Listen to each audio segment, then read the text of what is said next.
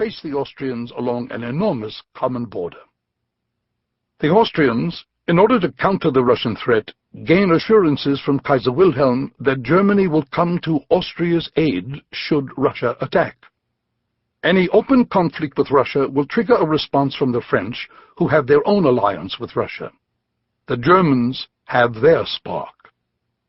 There is still one piece of the puzzle left to chance. In order to invade France, German troops will march through neutral Belgium. Belgium has a formal alliance with England, who has pledged to secure Belgian sovereignty. The Kaiser does not believe the British will enter a war against Germany just for what he sees as the relatively minor concerns of the Belgians. Germany does not intend to occupy Belgium, merely pass through the country. The German Navy, however, sees a war with England as an opportunity.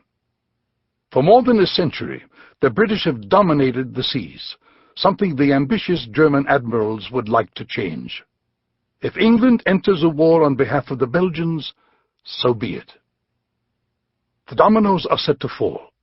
In the capitals of Europe, furious diplomatic efforts are made to prevent the all-out war between every major power on the continent. But the weak-minded emperors, from Tsar Nicholas to Kaiser Wilhelm, are no match for the ambitious and ruthless militarists who prod them from below. On August 4, 1914, German troops march into Belgium. With the Austrians already marching into Serbia, the dominoes begin to fall. Within days, the world is at war. The French army is commanded by Marshal Joseph Joffre, who has nurtured his own plan for the ultimate invasion of Germany. Joffre knows only one philosophy: attack. Though the Belgian defense is rapidly crumbling to the north, Joffre ignores the German threat and launches a full-scale assault into Alsace and Lorraine. The attack succeeds, and then grinds to a halt against well-prepared German defenses. To the north, with the Belgians finally swept aside, the Germans make their push into France. Joffre begins to move his troops northward to confront a threat whose magnitude he never truly understands. The British cannot save the Belgians, but they send nearly 500,000 troops across the English Channel in an effort to put some barrier in front of the German offensive. The German juggernaut is too powerful, and immediately the British and French forces are routed. But instead of engulfing Paris, the Germans turn more toward the west in an attempt to surround the French army. Von Moltke fails to realize the opportunity that still rests in his hands. What follows is called the First Battle of the Marne. With the power of the German thrust wavering, cracks begin to appear in the German position. And on September 7, 1914, Joffre seizes the advantage and attacks. Once more, von Moltke hesitates. With their position in jeopardy and no one available to give a definitive order, the German field commanders believe they have no alternative but to pull back. The exhausted French and British troops cannot follow up their success, can only follow the German withdrawal, until both sides reach a safe defensive position. All along a 90-mile front, the attacks have ground down into paralysis. Both sides have their northern flanks exposed, and thus begins a race to the sea with both German and British troops seeking to turn the other's flank. But neither side succeeds, and the northernmost point of the front is thus anchored firmly against the English Channel. With troops furiously fortifying their defenses, a no-man's land is created that eventually stretches from Flanders in southern Belgium to the Swiss border south of Alsace-Lorraine. The Western Front has come into existence. As both sides prepare for what surely must follow, the extraordinary cost of the first great battle becomes known. Both sides suffer 25% casualties. Driven by the shock of just what kind of horror they face, the Western Front becomes a fortress of defensiveness. Mammoth networks of underground trenches extend all along both sides of the line. Stung by the enormity of their failure, the Kaiser blames von Moltke's timidity, and he is replaced by General Erich von Falkenhayn. In the east, the Russians respond as expected and begin a campaign along an enormous front of the German-Austrian border. the fighting there is as bloody and ultimately as inconclusive. In November 1914, the Germans are gratified to learn that the Ottoman Empire of Turkey has decided to join the war on the German side. Germany provides considerable economic and military assistance to the Turks, the Kaiser recognizing the importance of Turkish control of the Straits of the Dardanelles. The straits, bordered by the Gallipoli Peninsula, are Russia's only outlet from the Black Sea to the Mediterranean, and thus a powerful economic artery for one of Germany's primary enemies. In February 1915, British colonial troops from New Zealand and Australia, ANZAC, are sent ashore on the Gallipoli Peninsula only to find that no specific plan has been made for them to proceed inland, and almost no reconnaissance has been made of the countryside they are supposed to attack. The inept leadership causes enormous casualties to the ANZAC, who are finally withdrawn without gaining any of their objectives.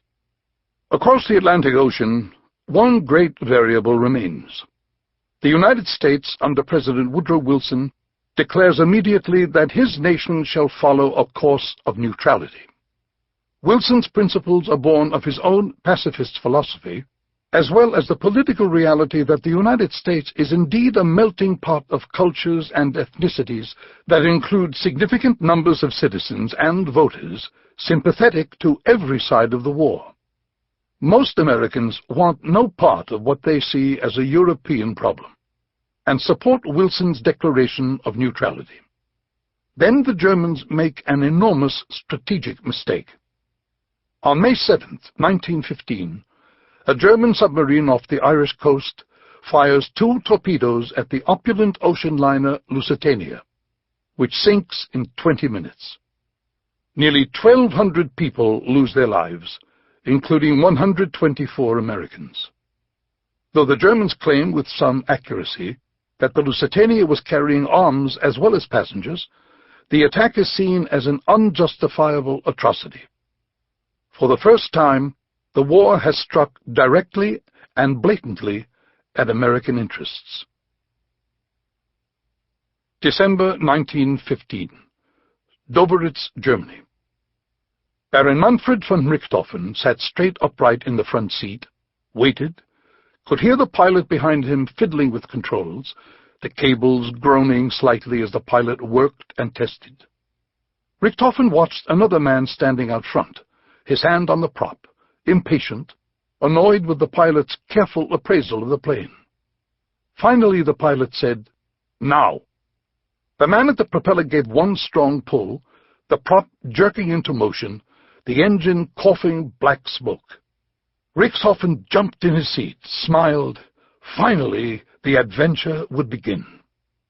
The pilot revved the engine, and the black exhaust and the wind from the prop hit Richthofen full in the face, and suddenly his leather helmet was swept up and behind his head, jerking at his goggles, blinding him. He tried to control the helmet, the chin strap too loose, fumbled with the small buckle. He pulled the goggles back around his eyes, tried to shout to the pilot, but the roar from the spitting engine was too loud. He was breathing heavily, the exhaust burning his throat, choking him, and he could feel the plane bumping along the ground, rolling out toward the takeoff area. Richthofen tried to see all that was happening around him, but now the scarf around his neck was whipping behind him, unwrapping from his collar, the silk sliding free. The pilot revved the engine, the roar growing louder still, the wind pressing Richthofen's head back. The excitement was gone, replaced by cold terror, and he felt his flight jacket inflating, his body swelling into a fat sausage, thought, "My God, I'm going to explode." He imagined himself catapulted up and away, thrown far behind the plane like a scarf, and he punched at his chest, realized now it was only air forced inside the jacket, his failure to close it completely. He worked his fingers frantically, fastened it tightly at his neck. He gripped the leather trim that lined the edge of the cockpit, held tight with his leather gloves, his mind screaming at him to end this madness. "Stop! Enough!" His voice was swept away by the prop, and the plane kept rolling, faster, the jerking motions fewer.